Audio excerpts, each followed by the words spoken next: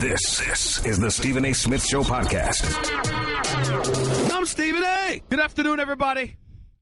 Welcome to the latest edition of the Stephen A. Smith Show, coming at you as I love to do every weekday over the airways of ESPN Radio. That's 98.7 FM in New York City. That's 710 ESPN in L.A. And, of course, nationwide over the airways of ESPN Radio. Sirius XM style, Channel 80.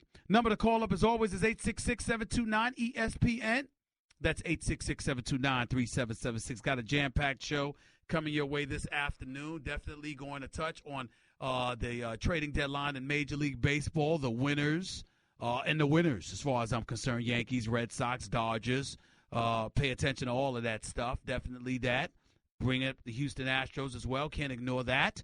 We'll definitely be talking about that just a little bit. Jason Garrett, his comments about Ezekiel Elliott, Roger Goodell, commissioner for the National Football League, and his comments about teams literally tanking seasons or tanking games or whatever. We'll talk about all of that and then some right here on the Stephen A. Smith Show on ESPN Radio. Plus, of course, some NBA stuff that y'all want to get into. The Kyrie Irving stuff has not stopped. I fully recognize that, and I have no problem with broaching that subject. LeVar Ball and him continuously finding himself in the news. Is it about him? Or is the media to blame for some of this other stuff? We could get into all of that and then some. But the first order of business is Jamal Adams for the New York Jets and his comments and the comments that he made in regards to pretty much being willing to die on the football field. And I'm paraphrasing here, but that's essentially what he said. He said in an ideal world, his preference would be to die on a football field.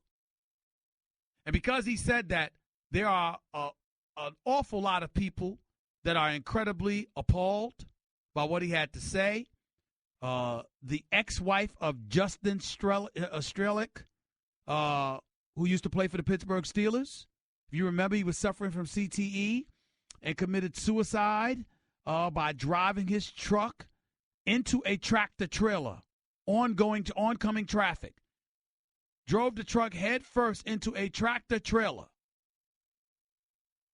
and ultimately killed himself.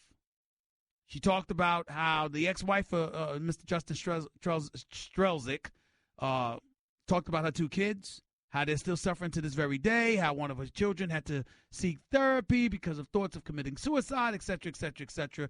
And she talked about how she felt like Jamal Adams basically bleeped on her ex-husband's grave. Respectfully, I would tell you I think that's a bit excessive. I disagree with her. And I think that people out there are taking Jamal Adams' comments too literally.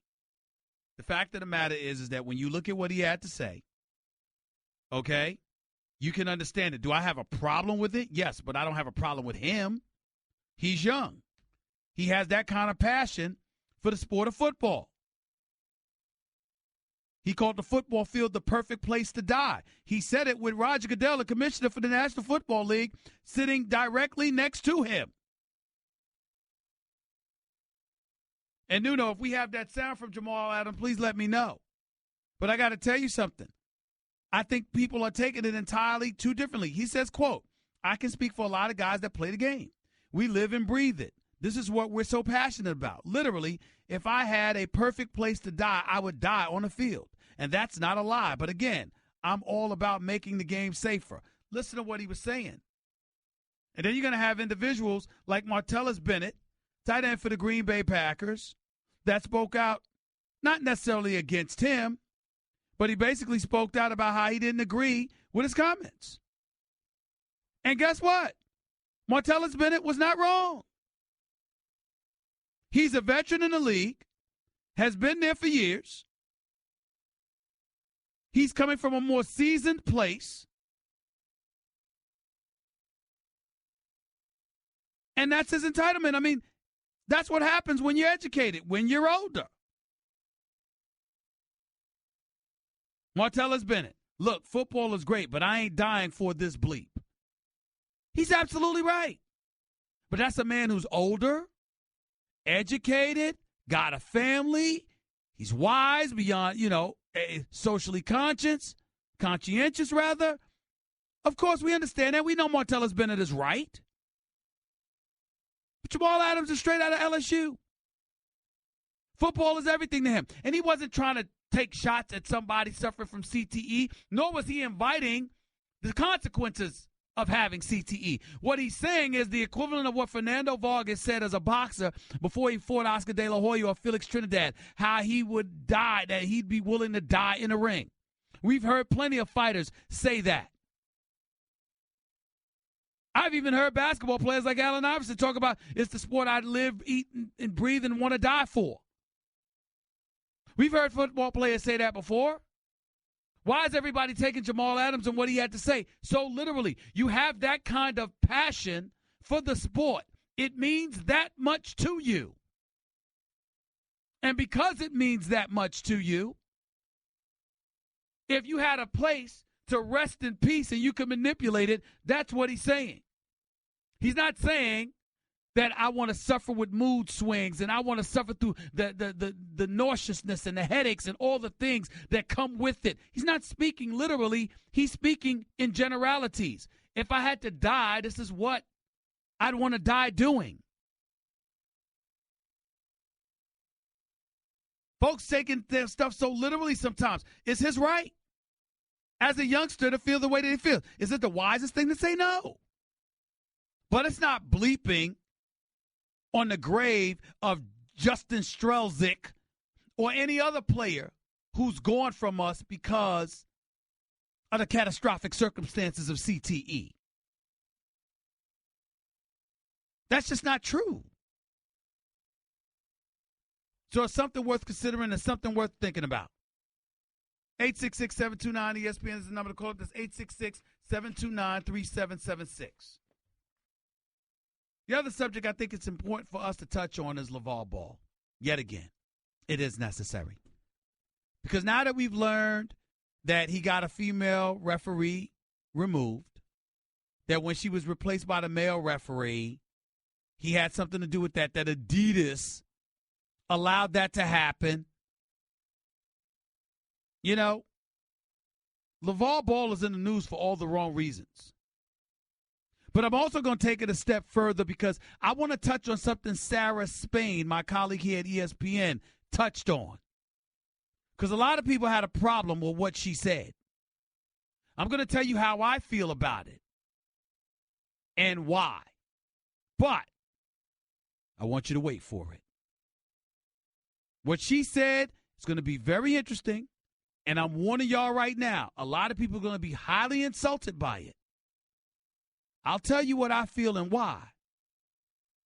Up next, you're listening to the Stephen A. Smith Show on ESPN Radio. Look, I know there's someone out there who had a bad night's sleep. You know why I know this? Because I used to be just like you. I deprived myself of proper rest because of my chronic snoring. But guess what? That was before I tried the revolutionary device called Zeeper. Listen, Zeeper's a game changer. I'm telling you right now, if you use it, think about this. If you get good sleep, you feel better. You have better energy. But if you don't, you feel blah, you feel tired, you're just lagging through the days. Zeeper, you don't have to worry about any of that stuff because it's going to ensure that you get great sleep.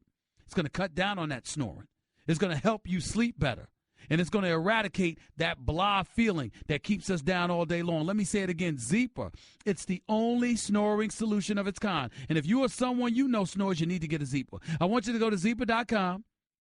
It's pronounced Zeeper, and it's spelled Z-Y-P-P-A-H. You know why it's easy to remember? Because it's Happy Z spelled backwards. So go to Zeeper.com right now and get a Zeeper. Please tell everybody you know to get a Zeeper. Remember, it's Zeeper. That's Z-Y-P-P-A-H. Zeeper. Go to Zeeper.com and get the great sleep you need and the great sleep you deserve. Wait until you hear what my colleague Sarah Spain had to say on Around the Horn yesterday. You do not want to miss it. Stick around. It's the Stephen A. Smith Show on ESPN Radio. You're listening to the Stephen A. Smith Show podcast. I'm talking about Sarah Spain, my colleague here at ESPN. Based out of Chicago. Does a great job on the radio for us on the weekends. Does a great job covering various sports. Does a great job with ESPN Chicago. Great job with ESPNW.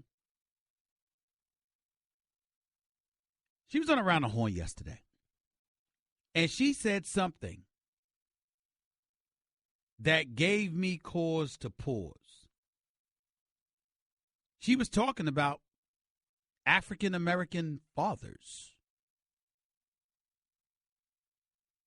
She's not a black woman.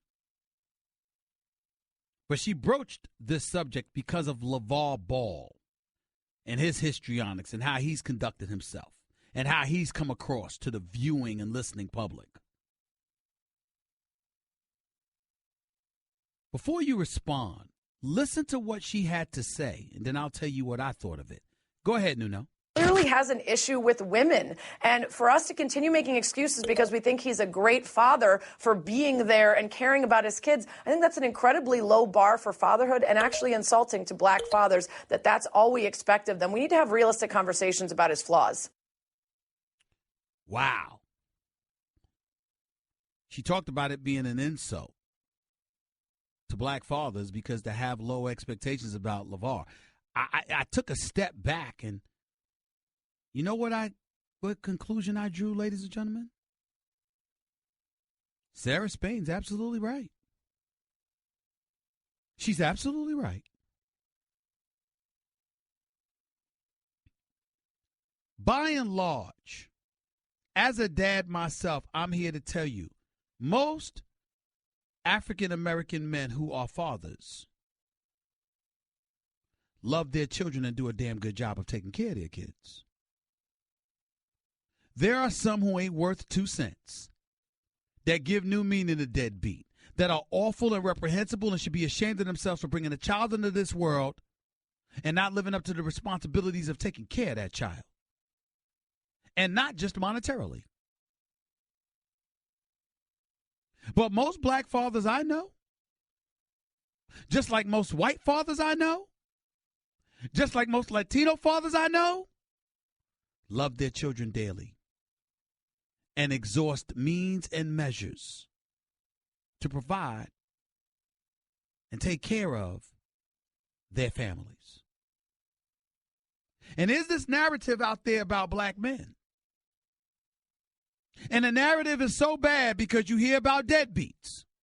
And I'm here to tell you right now, by and large, it's usually because, or sometimes it's because the man doesn't happen to be with the mother of his child.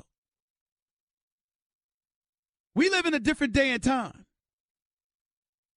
And even though marriage is the ultimate sanctuary as far as I'm concerned, and something we should all aspire to have, if you ain't lucky enough to have it, you ain't lucky enough to have it. Look at the divorce rate. And that ain't just in the African-American community. Look at the divorce rate in the white community.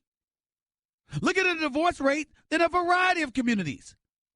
Whether you were married and divorced or never been married before, there are a whole bunch of children in this world whose parents are not together. I consider it 2 separate issues. I'm not married. I'm a father. I'm not proud of it, but I'm not ashamed of it either because I'm not a father. I'm a daddy. And most African-American men I know who are fathers are daddies. So when Sarah Spain comes out and she highlights the fact that we need to elevate the standards and stop giving this man a pass, meaning LeVar Ball, and we really need to have a great discussion about it, she's absolutely right. Because even I have been guilty of finding myself feeling the need to come to the defense of LeVar Ball because Lonzo Ball and LaMelo Ball and his children are such good kids. And I'm giving him credit for it. And it's not that he doesn't deserve it, but it's that we speak of it like it's such an aberration. So as a result, it almost gives tacit approval to his histrionics because, my God, at least we can say he's a good father. And let's not completely denigrate him or his actions because he's such a good father. And what Sarah Spain is saying is no. Okay, you're a great dad. Okay, you paid the bills. Okay, you provided for your children. You put a roof over their head, clothes on their back, food on their plates. You raised them to be good kids. Congratulations to you. What the hell does that have to do with how you're acting now, covering the AAU tournament, covering or coaching in an AAU tournament? Pulling guys off the court because you don't like calls that officials are making. Calling out a female official saying she needs to stay in her lane. telling her to go someplace and having her replaced and having Adidas and its Summer League sign off on that. Sarah Spain is right. She's absolutely right. She's challenging us as not just a culture, but as a society to maintain our level of standards and not to diminish them in any way just to appease an individual who may not deserve it. Chris Rock had his comment, I think it was Bigger and Black if I remember correctly, but he sat up there and talked about, you're a man, you out there, I take care of my kids. What you want, a cookie? You're supposed to take care of them. Supposed to. Sarah Spain said the same daggone thing, just not as funny as Chris Rock was. I have no problem with what she said. None. A matter of fact, I want to applaud her for saying it because she's saying something that most folks don't have the courage to say in this day and age. Don't lean on this narrative. The narrative might be false. There's plenty of men out there being good fathers. What does that have to do if you're acting like a damn fool? That doesn't absolve you. Being a good parent doesn't absolve you from other actions and transgressions. You're supposed to be a good parent, and you probably are. That's the case with LeVar Ball. I happen to genuinely like him. Obnoxious behavior and all. I genuinely like him. But I do not in any way approve of what I've seen him do over the last few weeks. To me, telling the world that you average 2 points a game in college, but you could beat Michael Jordan or you could beat Charles Barkley, I mean, that's just laughable. Or that Lonzo Ball is better than Steph Curry right now, that's laughable. But he did tell us Lonzo was going number 2 overall to the Lakers. He did tell me his son would end up with the Lakers. And he was right about that. He did say his son could ball. He was right about that. He did say probably two of his 3 sons will go pro. After watching LaMelo drop 36 the other day in Summer League in the AAU, he might be right. The other stuff, not so much. But that's harmless. But pulling kids off the court because you don't like the officiating, taking your ball and going home per se, he's wrong. Talking about a female official that way, he's wrong. Period. And by the way, sitting there talking about you could do anything you want with your kids, you're absolutely right. But not everybody else's kids. The other players that play on that team with his son LaMelo, they didn't want to come off the court. They might have wanted to play ball. He needs to be thinking about them more than he's thinking about himself. There isn't a professional or a collegiate or a high school athlete on the planet that has not been exposed to bad officiating. So what? Play through it. That's what you're supposed to do. He didn't do that.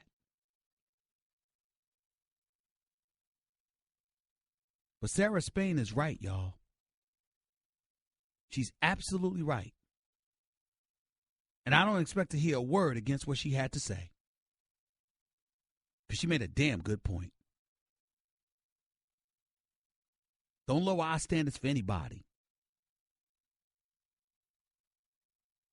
Black men are indeed good fathers. In a lot more cases than not. What do we want, a cookie? Ain't that what we supposed to do? 866-729-ESPN is the number to call up. This 866-729-3776. More of the Stephen A. Smith Show on ESPN Radio in a minute. Guess what? You're in the middle of the Stephen A. Smith Show podcast. Damn it, I mean it! Back here on the Stephen A. Smith Show, ESPN Radio. To the phones we go. 866-729-ESPN. That's 866-729-3776. Let's go to Brandon. You're live with Stephen A. Talk to me, B. How are you, man? Well, I'm good, man. How about you? I'm good. Thank you for calling. What's up? Oh, no problem. That's what's up. Now, I want to touch you with 2 topics. I'm going to start with LeVar Ball. Go ahead. The stuff he's saying that he does with this latest situation, you can't talk about women like that. You can't consistently use the word she over and over while giving a woman criticism. Yep. Now, this isn't LeVar Ball's fault, but I feel like since mankind has started, it's like you can't really use the word she so much without criticizing him, and that's not his fault, but we live in such a masculine world that women are still belittled like that. So when you talk about lady, you got to understand that, like, women is precious. That lady probably has some children. You know, you grew up in a house with 5 women. That's one of the last. Well, here's where you and I. Let me stop you. Here's where we disagree. There's nothing wrong. Listen, she's a she. She's not a he. So he's not being disrespectful by saying she. Where he's being disrespectful is by saying she should stay in her place. That's where he's being disrespectful.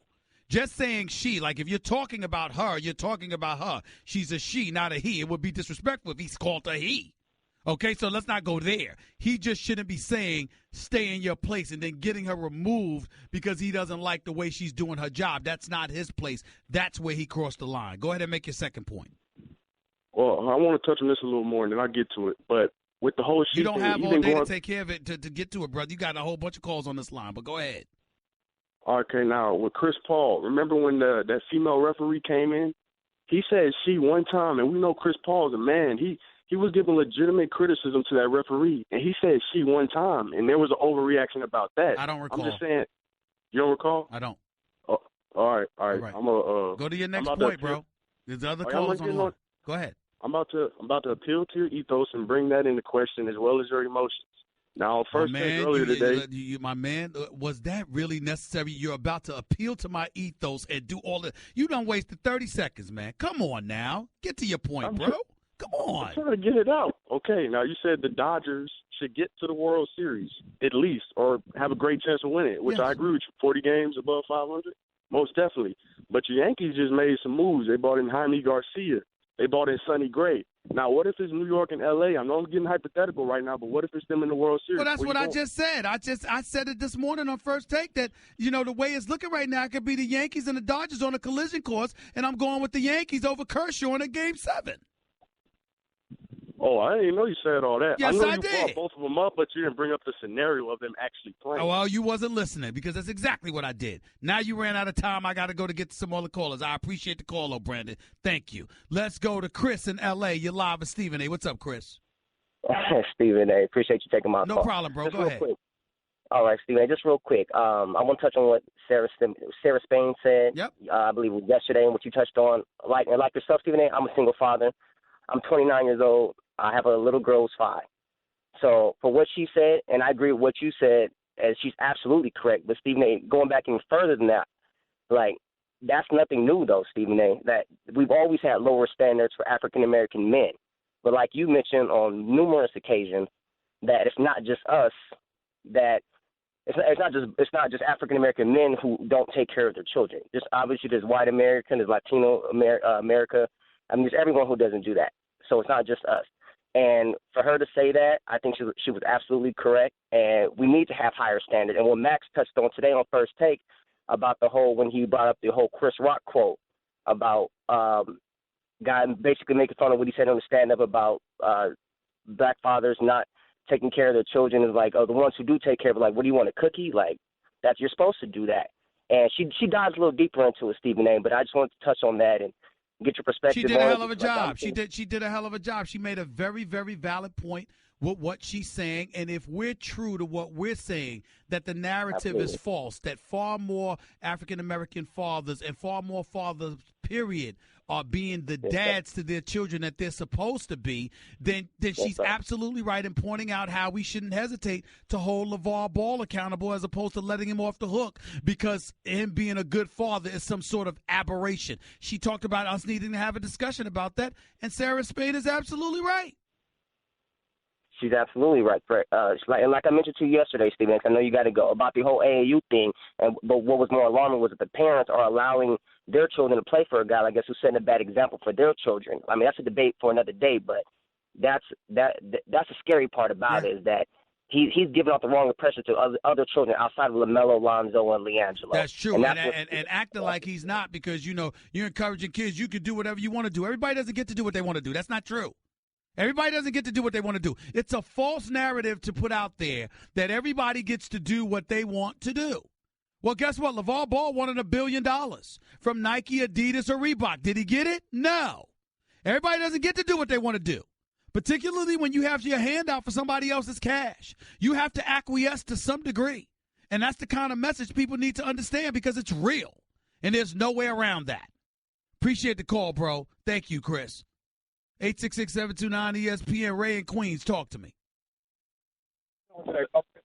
How you doing today, bro? I'm all right. Go ahead, Ray. Yeah, man. I totally agree with your colleague Sarah. I think LeVar Ball. Don't get me wrong. I salute him as a father. So do I. I salute him as a father, but I also think that he's an idiot sometimes with the things that come out of his mouth. Mm-hmm. And with that being said, I also blame the media a lot because you correct me if I'm wrong. I never ever seen a father, African American, white father, no kind of father, get this kind of media coverage, and their son is the number 2 pick in the draft and got drafted by the Lakers, and he gets more media attention than his son. Because he gets more media attention than his son because he's the one that instigated the coverage of his son by saying the things that he said. Even though we knew Lonzo Ball could play, he wasn't getting this kind of shine until LeVar Ball started talking about his son. And that's my point. Even though LeVar Ball started talking about him, that I felt like more of the coverage should have been on him because I watched him in UCLA, man, and I watched him in the summer league, man, and he didn't put in some work. But everything is all about his father, and all the nonsense that he said. But I think all that's entertainment, like you said, with the beating Barkley and the Shaq and all. I think that's all entertainment. That's fun and well. But what he did to that female referee, and I'm not going to say what he did, what Adidas did, because Adidas allowed him to say what he said, and then they did what they did. That's totally on them. She should not have been removed from that game, and they totally embarrassed her by doing that. Well, you're right. I appreciate the call, Ray. Thank you so much. 866-729-ESPN. That's 866-729-3776. Ray is right. Brandon was right to some degree, even though Brandon tried to sit up there and sound like an intellectual. Just get to your point, bro. Other phone calls were waiting. Got a lot of phone calls to still get to. Rob Ninkovich for the New England Patriots is coming on 15 minutes past hour number 2. Plus, we got a lot more stuff to get into. Some NFL stuff as well as some NBA. Stick around. It's the Stephen A. Smith Show, continuing on ESPN Radio. Okay, keep your eyes closed. Okay. I want to show you my first ever painting. All right. Okay. Open your eyes. Oh, that's a lot of colors and shapes. So be honest. What do you think? Well, I like how if you switch to Geico, you could save hundreds of dollars on car insurance. Oh, yeah, that's true. Yeah. Here, why don't I hold your paintbrush while you call them? Geico, because saving 15% or more on car insurance is always a great answer. You're listening to the Stephen A. Smith Show podcast. Phones we go. Right here on the Stephen A. Smith Show, ESPN Radio, 866-729-ESPN. That's 866-729-3776. Let's go to Marcus. You're live with Stephen A. on ESPN Radio. Marcus, good afternoon. Good morning. How you doing, man? I'm all right. My thing is, I think Sarah's wrong, man. I think she's wrong because no matter what he says to her, that doesn't take away the fact, about it. That doesn't question his fatherhood. He's still a good father. He can still be a bad person, but why is his father feel being questioned? Whoa. You totally misconstrued what she's saying. What she said, what Sarah Spain said, she said nothing about him as a father. What she said is to sit up there and to excuse his behavior as a coach in AAU ball by leaning on the fact that he's a good father is a disservice to African-American fathers out there because we're acting like it's such a big deal that he's such a good father that should absolve him from everything else. That's what she's saying. She's not saying he wasn't a good father. She's not questioning that. What she's saying is, if you are a good father, what does that have to do with how you behave as the coach? Because all you're doing by saying he's such a good father is leaning on the fact that he's a good father to excuse his behavior outside of parenting. And that's where her point was being made. Okay, roger that. I got thrown off because I heard a lot of people calling about black Americans and fathers this, fathers that. talking too much about fathers. I thought we was talking about you try to throw them in one pot. So no, I was wrong on that one. No, she was basically saying what I just said and essentially highlighting the fact that basically what we're trying to say is that African Americans have a real big time problem with fatherhood. And so because of that, when we run across an African American who does it, it's an aberration to the point where we want to applaud him for that we're absolving him from other things. My argument is there's plenty of good African American men who are great African American, who are great fathers as African Americans. That's number one. But number two, because that narrative has been put out there, she has a very valid point in highlighting the fact that that's the aberration that exists in the eyes of the public, and we need to eradicate that and deal with who LeVar Ball is outside of his parenting responsibilities. She's right about that. Roger that. I understand. Appreciate it, man. Thank you. Let's go to Dave in Cali. You're live with Stephen A. What's up, Dave? How are you? Good afternoon. Good morning. I'm good. I'm doing great. Great, Stephen. I just cannot understand why you would come on the air, and I understand your reason. However, I still have a hard time accepting the fact that you would say that you genuinely like LeVar Ball. Now, we can talk about all day about his great parenting skills, about how he motivated his kids to be great basketball players. However, he's crossed the line. He's crossed the line. He's shown these true colors. He's just a circus charlatan. He doesn't deserve your respect, admiration, or your words. Genuinely like him. Well, you're entitled to that opinion, Dave, and I don't blame you. Let me tell you something, Stephen, and I'm really upset because you have said on the air numerous times that you were raised by your four older sisters. And four older sisters and my mother. And my mother. Yes, sir. And your mother and your four older sisters. And then I'm very sorry that your younger brother passed. But the fact is, though, you should not give him that much credit. You give him too much admiration. He is not worthy. Well, let me say this to you. Whoa. I heard you. Let me respond. You don't get to make that decision for me. You are entitled to your opinion. I'm entitled to mine. That's number one.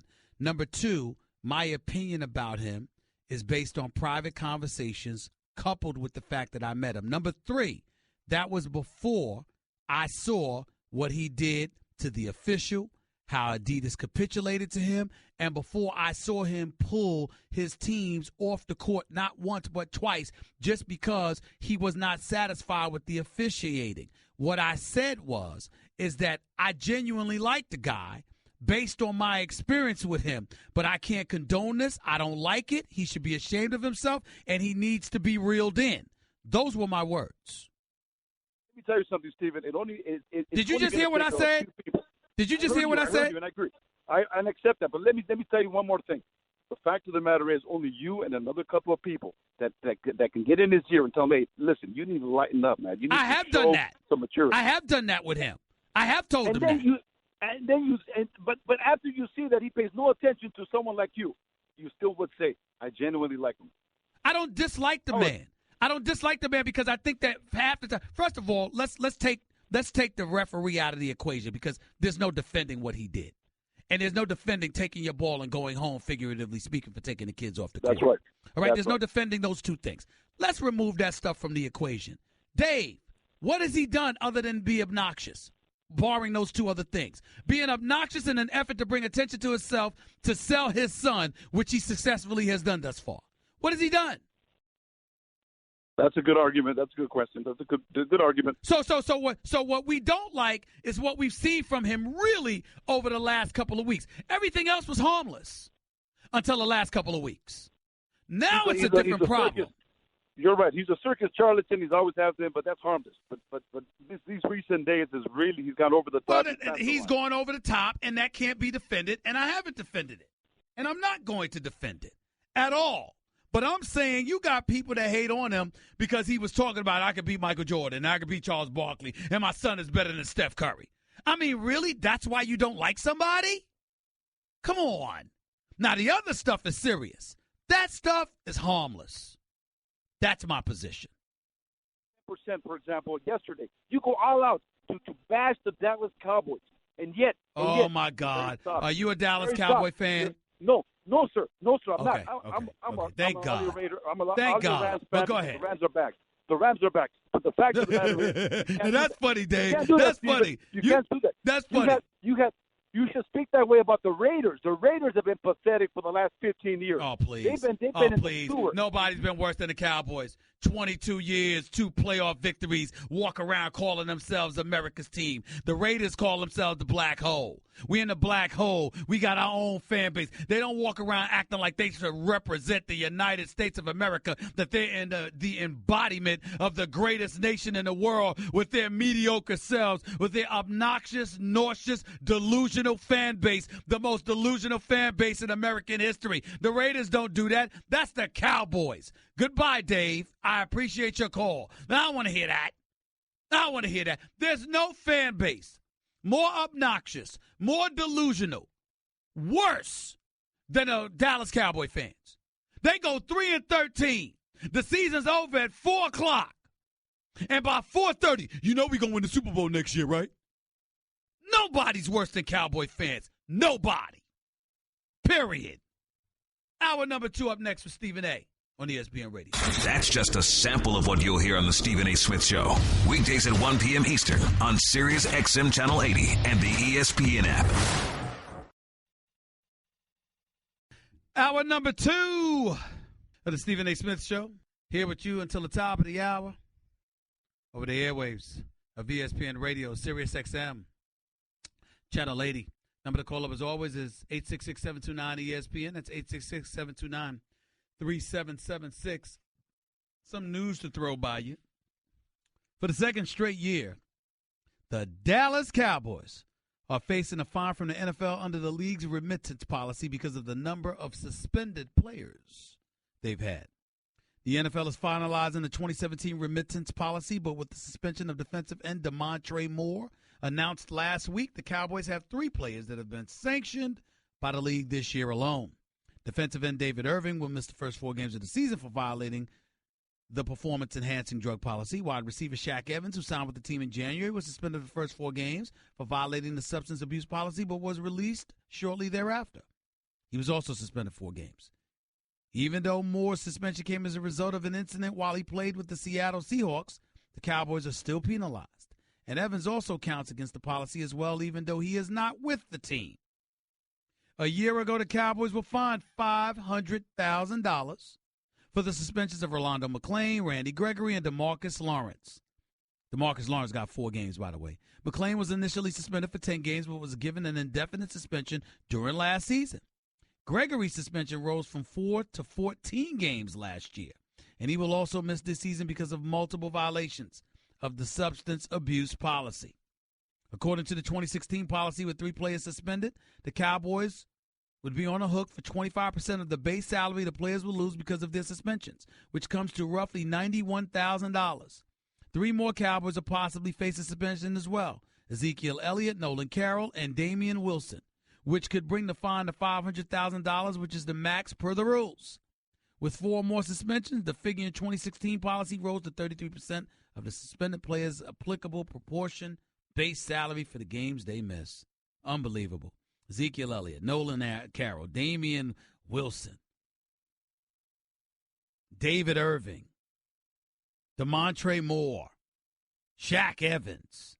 And then you ain't even think about Randy Gregory's going to be out this year. Rolando McClain and DeMarcus Lawrence suffered last year. I mean, you got to be kidding me, but that's that. Getting to some football, let me say this. Everybody's been talking about the New England Patriots. I got to admit to you, I'm not sleeping on the Atlanta Falcons. I wish I could say the Jets. I wish I could say the Rams or the Chargers. I wish I could say, I don't wish I could say the 49ers. Don't care too much for them. But I kind of root for the Oakland Raiders. I like Derek Carr. I love Amari Cooper. Khalil Mack is the Mack daddy. But their defense outside of Khalil Mack, I mean, please don't get me started. Oakland Raiders might be the only decent team you have in the state of California.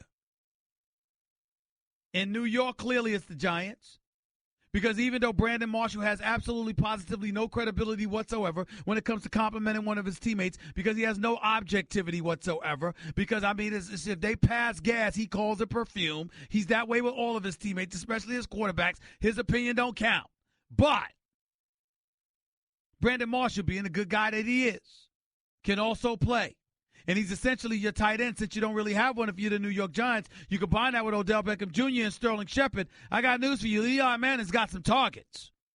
That offensive line can protect him, still a question mark. But if they can protect him, you got at least one team in New York. We all know the Jets are going to be awful. There's no way in hell they're going to be relevant. But when I look at the biggest threat to the New England Patriots, who are clearly the favorites to win the Super Bowl, acquiring Brandon Cooks, still keeping Edelman and Amendola and Hogan and those boys, Tom Brady still your quarterback, Bill Belichick still your coach, come on. New England's going to be special. And they're going to be, in my opinion, the team to beat. But if there's one team that's going to have something to say about that, it's the Atlanta Falcons. Matt Ryan is your MVP. He's your quarterback. Julio Jones is an absolute stud and widely considered the best in the game.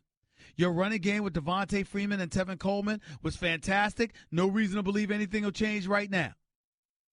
This defense was so young, they were like babies wet behind the ears, breath smelling like Similac. But from week 11, from the bye in week 11 through the NFC Championship games, the Falcons defense allowed more than 21 points only once.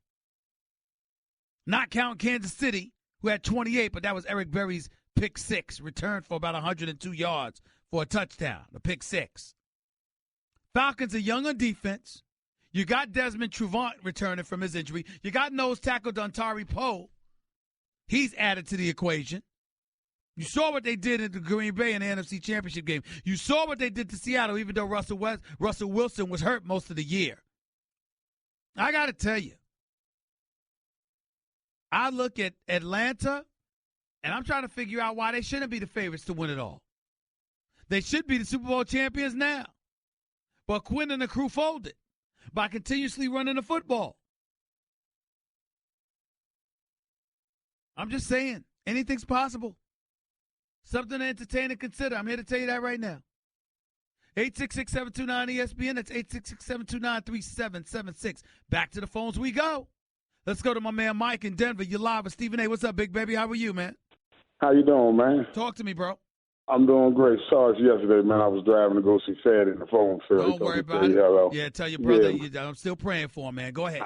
I know you. Yeah, I was just wanting to comment on, the LeVar Ball thing. Man, we just got to stop, buying into, everything he do. Let him go ahead and do what he do. But the lady Sarah Spain, she did have a good point yesterday. You know what I mean? Yeah. Just because you're raising your sons good, that don't mean you get to do what you want to do. And that's what the people who follow him believe. Just because he got three sons that's, playing ball, he can get to do what he want to do. And like you said, that ain't the case. You can't do that in this world. Not today, you can't. Yeah. No question. No question about it. By the way, there's a quote that's out here.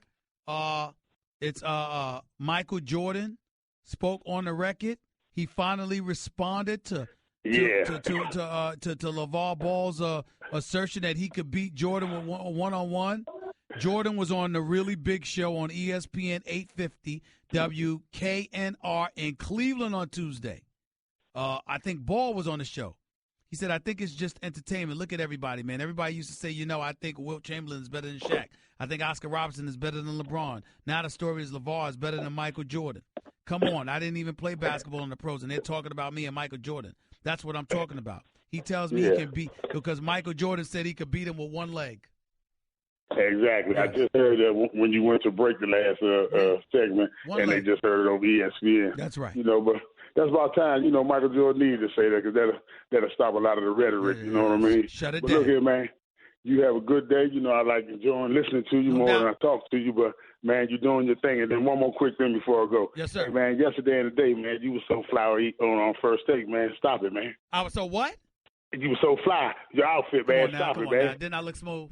The gray suit was looking smooth, if I should say so myself, bro. Thanks a lot, Mike. Holler to the ball, man. Appreciate you, bro. Let's go to James in L.A. You're live with Stephen A. Talk to me, James. How are you? Stephen A., I love you. I like you. But when did LeVar Ball become the spokesman for how black men raise their families, first? Second, really, it's summertime. It's summertime. You guys are hypocrites. Some of you guys are hopping on LeVar Balls to keep your name relevant. The Dodgers about to get cracking. The NFL about to get going. All right. Stop right there. Let me respond. My man, if you're going to call up here getting on me, could you at least be accurate? Nobody was talking about LeVar Ball as a father. Sarah Spain made the comment that people bring up the fact that he's a good father to absolve him of what he does wrong, coaching in the AAU competition, getting female officials removed, and things of that nature. No one said anything. Nobody said anything negative about him being a father. They were saying just because he's a good father doesn't mean you get to be absolved from everything else you've done. True. Nobody said anything. So why would you call up here to get on me about something I never said? Everything this man do is news cover. He's not running America. It's not important. If it's not, look, take the NFL advice. You said they blackballed Kaepernick. Do the same with him. Y'all don't got to say nothing about what he's doing.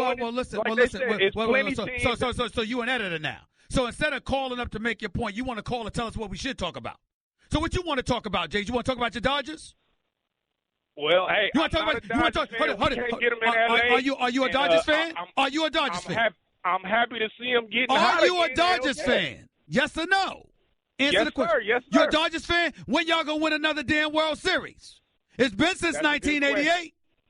And I was 13, and I. Don't give me that. So now that I'm talking about something you want to talk about, you gonna give me the excuse? Well, you were 13 then. That's the best you got? Don't change the narrative, Steven. Don't change. I'm not changing the narrative. You good at that. You good at that. I'm not changing the narrative. I'm not changing the narrative. I'm sticking to the narrative. I'm sticking to it. I think people are really distracted thinking LeVar Ball is affecting all these adults' feelings and emotions. Like, what the hell is that? Well, evidently he's affecting yours because you got an emotion and a reaction to it. Yeah, but I'm saying, Steve. You do have an emotion and reaction to it, James. Y'all jumping on him. He pulled his team off. There's plenty of other coaches done it. Let me ask you a question. They wrong too. They wrong too. James, you don't have a problem with a guy that's pulling the team off the court because he don't like officiating. Let me ask you this, James, because I know you watch sports. Do you know of any athlete, high school, college, pros, any athlete ever that has never been exposed to bad officiating? Ever? No. And do they pull them or do they pull themselves off the court? But he's not beholden to the refs. That's not what I asked you. Don't answer my question with that. Answer the question. Do you know of anybody? Is it right in your mind to pull a team off the court because you don't like the officiating? Yes or no? Depends on the circumstance. Bye, man. Have a nice day. That's ridiculous. That's ridiculous. There is no excuse to pull a team off the court because you don't like the officiating. No excuse. Nobody gets to do that. Nobody gets to do that. 866-729-ESPN. We'll get back to your phone calls in a little bit, but not before we have two-time Super Bowl champion, linebacker Rob Ninkovich of the New England Patriots. Guess what, ladies and gentlemen? He just retired, but he's still showing up to the Stephen A. Smith Show on ESPN Radio. You're listening to the Stephen A. Smith Show podcast. Welcome back to the Stephen A. Smith Show right here on ESPN Radio. It is my honor and privilege to have my next guest, defensive player for the reigning, defending Super Bowl champions, but no more because he has retired. I'm talking about the one and only Rob Ninkovich. He's here with yours truly right here on the ESPN Radio. What's going on, Rob? How are you, man? I'm doing great. I'm not sore today. I feel great. I don't have that sore. I'm not on Advil right now where I'm like, my knees hurt, my back hurts. Now, listen, obviously football is arguably the most violent sport, know, in North America. I don't think there's any question about that, even though some would say boxing, but the way these guys run these days, I'm not even sure that's more violent than football. But when you talk about the aches and the pains, how real is that for you? 12 years in the NFL, age 33. How real and how much of an impact did that play on you making this decision to retire? Well, like everyday life, I'm good. Like I wake up, I feel okay. Now, if I go run and squat and do everything that I need to do to play football, that's a different story. Mm-hmm. So I think as you get older, to train to be a football player is a lot different than going to work out to feel good. Mm-hmm. Like I don't need to put 400 pounds on my back and squat. Now, right? Like now, I can jump on a Stairmaster, get a good 20-minute, step in. I'm good. I've walked a little bit. I feel good. Do some arms, do some chest, beach body stuff, and then I'm good. But as you age in this game, your knees start to feel it because it's not just the NFL. It's college, it's high school, and I didn't play before high school, so it was kind of that helped me out, I think, too. When you start at 8, 9, 10 years old, and then you play a long career in the NFL, right? It's every year you're working out. There's an off season, there's training, there's running, there's lifting, and then there's training camps, the season. It takes its toll. So for me personally, I feel great right now. Was this your decision? Was it the wife's decision? Was it the kid's decision? I mean, if there's one element that superseded all else, what was it? It was my decision, but because I don't think anyone can make the decision for you because you'll have regret. In life, if you listen to other people, you'll regret, like, man, maybe I shouldn't have done that. Maybe I should have done it my way. Maybe I should have thought a little bit more about it before I just jumped into it. So for me, it was 5 months of just thinking about what is the best thing for me and my family. So you got to think about your kids, your wife, my mom, my dad, everyone who loves me, my sister, everyone who loves me. Is playing another year going to help my knees? Is it going to help my back? Is it going to help my neck? Is it going to help my head? Like, what is it going to do for me that in 11 years of football, 2 Super Bowl rings, I don't already have? We hear so many things about, just the specter of CTE. Obviously, that's permeated through the NFL culture. You've got a lot of players that have retired because of concerns about what their post-NFL life is going to be like, et cetera, et cetera. But when I think about you making this decision, I also think about the fact that you're sitting here today as a reigning, defending Super Bowl champion. Maybe the reigning Super Bowl champion, not a defending now that you retired, but reigning Super Bowl champion. Would it have been, or how much more difficult would it have been to retire had you lost that Super Bowl to Atlanta instead of coming back and beating them in such dramatic fashion the way you guys did? I think it would have been extremely hard. The competitor in an athlete, the competitive nature of being an athlete, you never want to lose. You always want to win. You want to go out on top. You want to win football games. You want to have a sense of closure. So for me, it would have been hard. I think it would have been very hard. But at the same time, going out healthy on my terms is something I always wanted to do, because my rookie year, I tore my ACL. I had a bad knee injury to where my career was in limbo. It was close to being over before it even started. And at that point, I remember I was in an apartment in New Orleans. I was crying because I thought my career was over, and I told myself, if I can get back to football, I'm going to go out on my own terms, and I'm not going out like this. I'm not going out on crutches. I'm not going out with an ACL or IR. You see a lot of guys, and then because that right there, you go out on IR, you go out hurt. Yep. Do you ever see a guy that goes out and then just says, all right, I'm not going to try to get back? They have that mentality of, I'm an athlete, I'm not going out like this, I'm going to get myself back. I mean, you've seen Kobe. Yeah. He got hurt. He tried to come back. He was coming back. After every injury, he came back to get to where he could go out on his own. That's right. terms. And then dropped 60 in his finale. That's it. Now think about that finale versus an Achilles injury. Right. You know what I'm saying? Makes sense. Makes total sense. Rob Ninkovich right here with Stephen A. on ESPN Radio. You walking away from a team that's, by and large, considered the favorites to win it all again. You've got 2 Super Bowl rings. I see the ice. I see the glitter. But I'm thinking about Brandon Cooks getting acquired. I'm thinking about Chris Hogan still being up in there. Of course, you have the great Tom Brady. Rob Gronkowski Gronk is supposed to be healthy. Let's hope it stay that way. God bless him. This team, this Patriots team, seems more loaded now than I think it's been since 2007 when Randy Moss was there. How are you looking at this Patriots team and how formidable are you guys going to be this year? This team is stacked.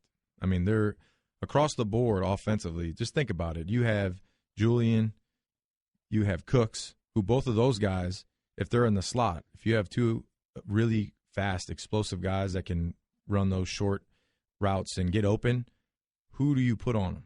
And then you have Gronk, who can go vertical down the field. Who do you put on him? And then you have a vertical guy like Hogan who can be out on the outside and run vertical routes. So you have to make a choice. Where do we put our attention? Do you put your attention to Rob? Do you put your attention to Jules? Do you put your attention to Cooks? Do you put your attention to Chris? Where do you go? And not to mention the backs that we have. So the backs in the backfield, you have guys that can catch and run out of the backfield. Dion, he can catch. No question. Mr. White, he can catch and run. We all saw that. That's right. So when you have guys like that that can catch and run out of the backfield. They can run. They can throw the ball in the short areas of the field and score. They can get the ball down the field and score. I don't know what you do defensively to combat that. So on the flip side of that, they have to get through a season, which is very difficult to get through a football season. I know because I've done many of them, and it's not easy. And everyone that's a fan or hasn't played the game, it's easy for them to say, oh, they're going to be so good, they're going to be this, they're going to be that. But it's hard to get through the season, especially when you're coming off a Super Bowl win, because you're the target. Mm-hmm. Everyone's got you circled. You're the champions. And on top of that, you've been doing it for so long. A lot of these other teams are measuring themselves accordingly because of where you're at. And if they can play you at a competitive level, they're going to be a better organization. So they're trying to do that every week. Rob Ninkovich right here with Stephen A. on ESPN Radio. Before I let you get on out here, just a couple of quick questions. Tom Brady, I just don't know what to say about him anymore. I mean, I think Aaron Rodgers is a bad man. From a talent perspective, the greatest that I've ever seen, but I can't argue with 5 Super Bowl rings. I can't argue with Mr. Clutch that he has proven himself to be. I can't argue after witnessing him down by 25 and bringing y'all back in a Super Bowl for a championship.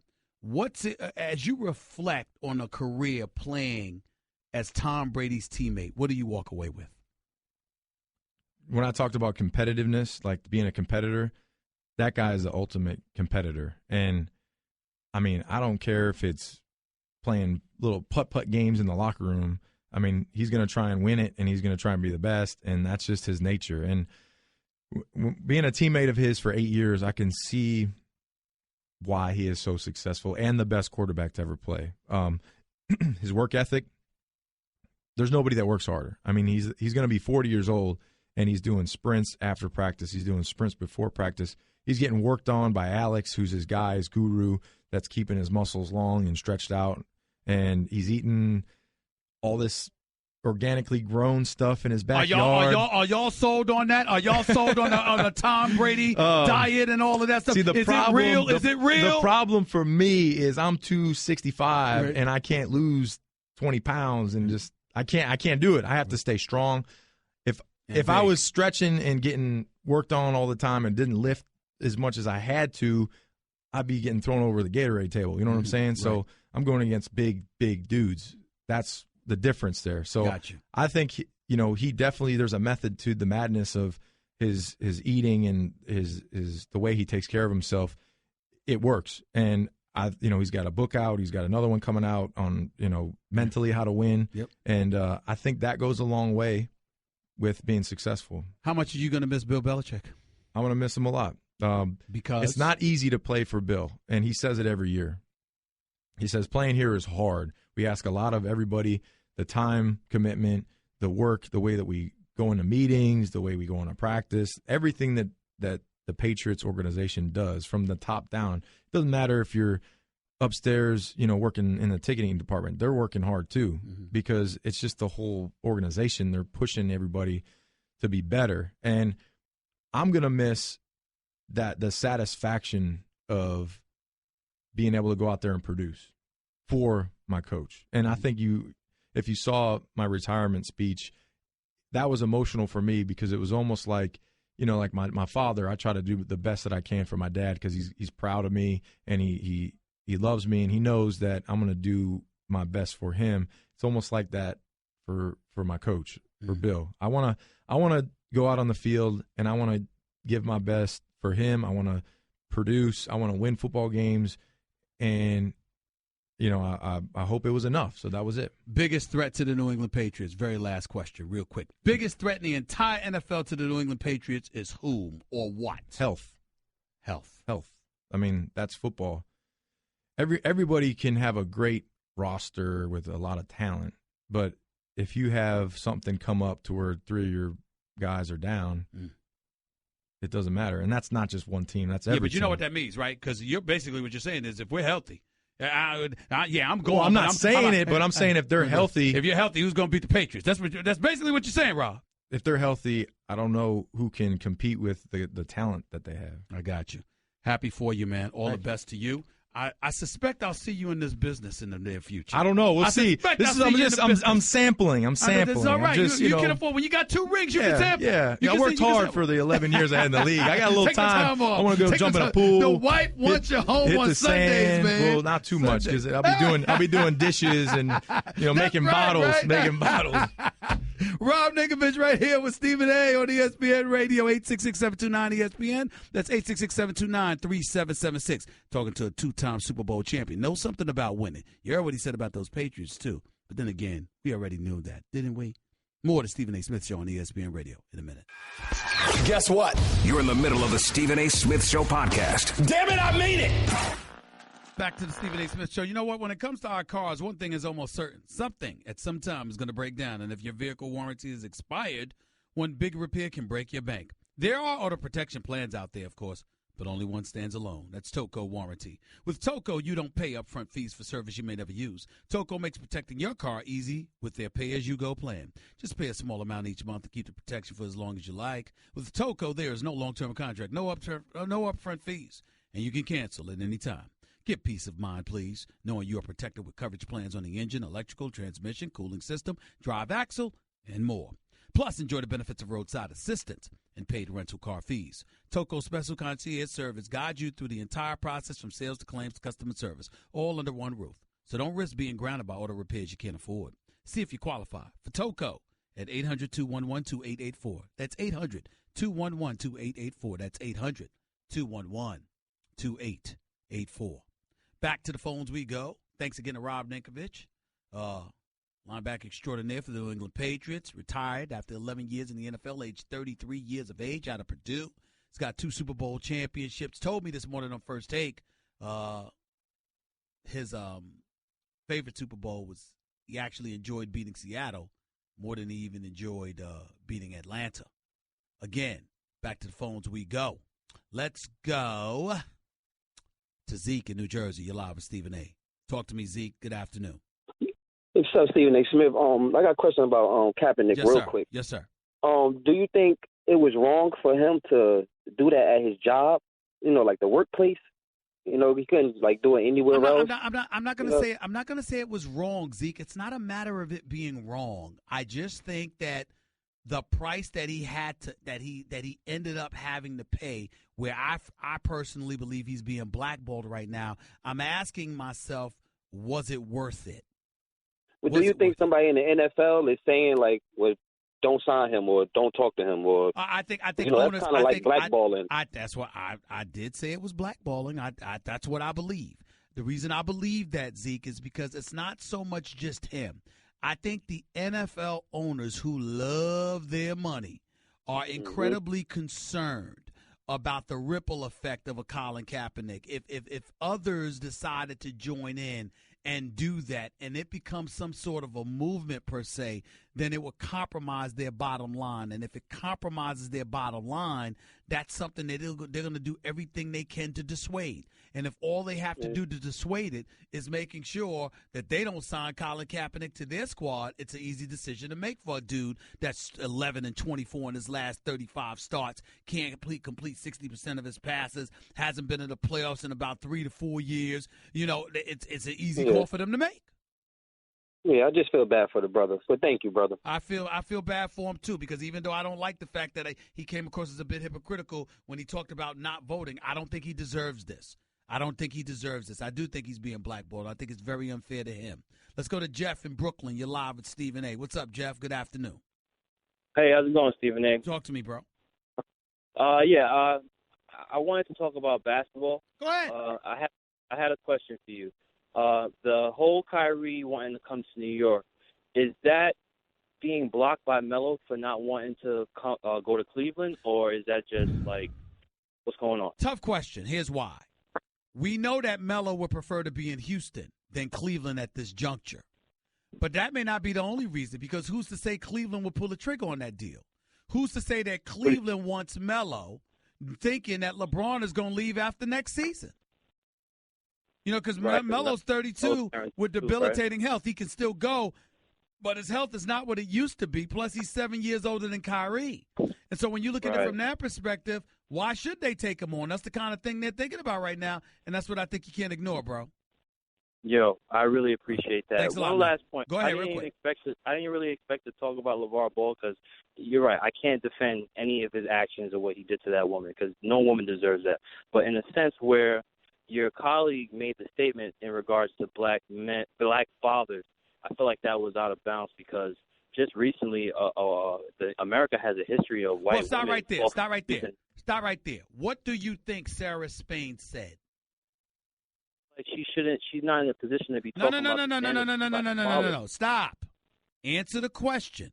What do you think she said? You can't say she's not in a position to say something, but you can't tell me what she said.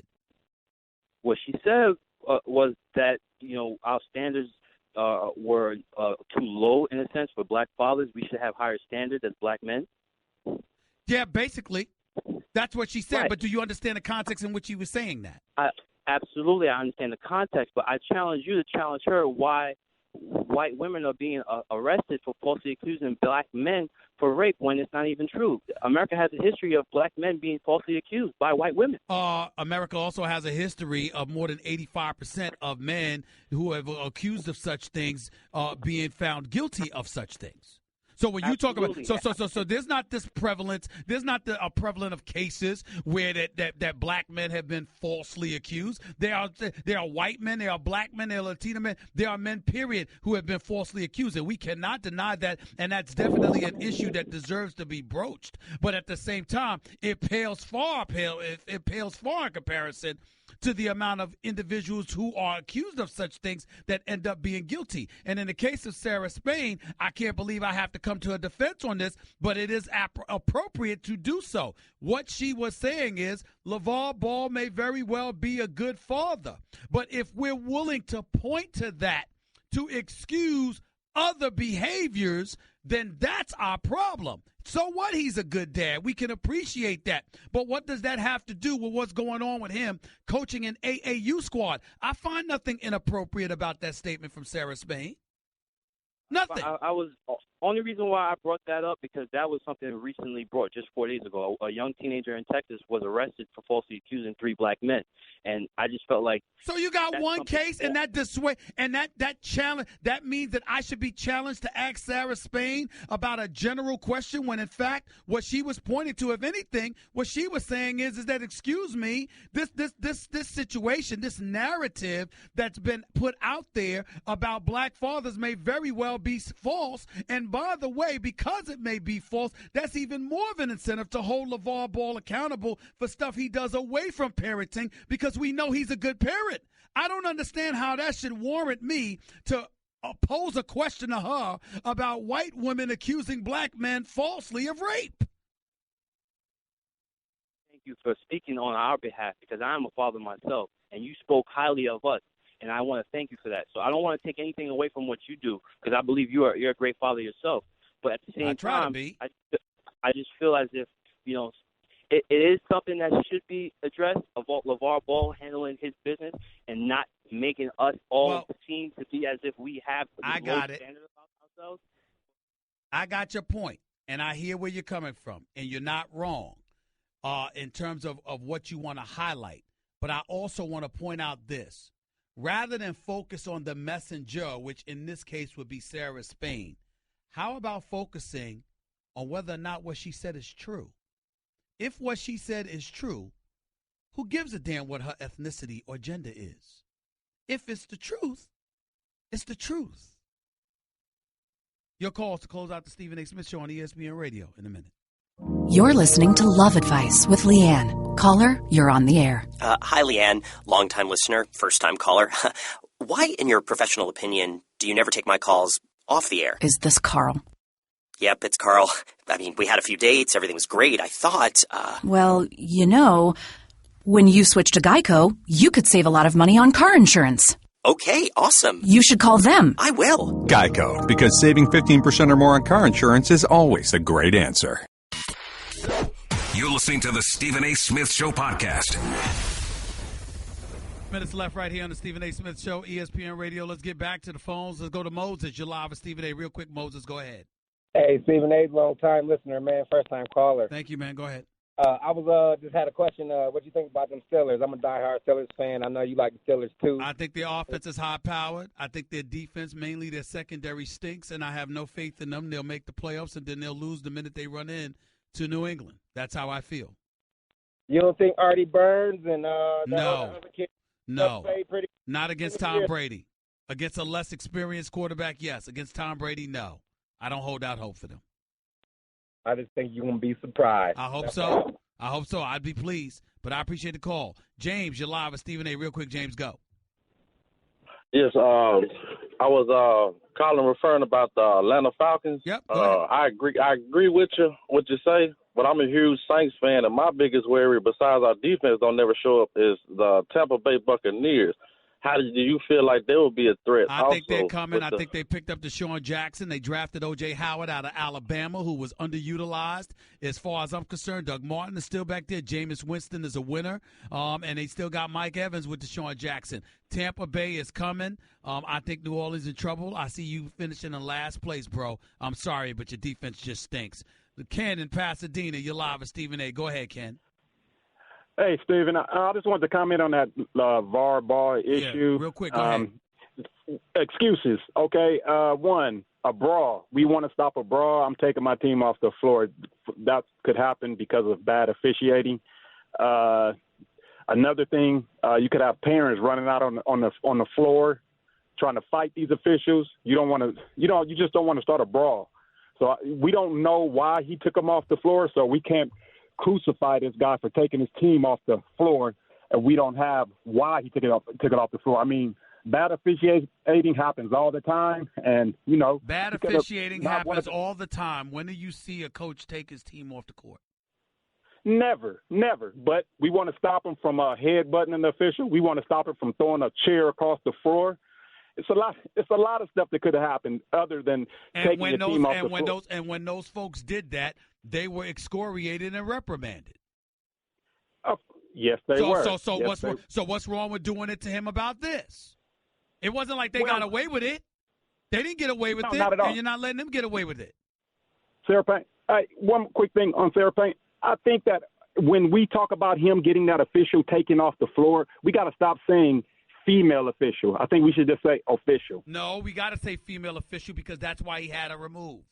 He didn't have the other officials removed. Even the official that gave him a technical, he didn't have him removed. He only had her removed. That's the problem. He only told her to stay in her lane. That's what he said. Now, he ultimately corrected himself by saying it had nothing to do with gender, so give him credit for that. But his initial response was her staying in her lane, her needing to be removed. That's what he said. Talk to y'all in 22 hours from now. Peace and love, everybody. That's just a sample of what you'll hear on the Stephen A. Smith Show.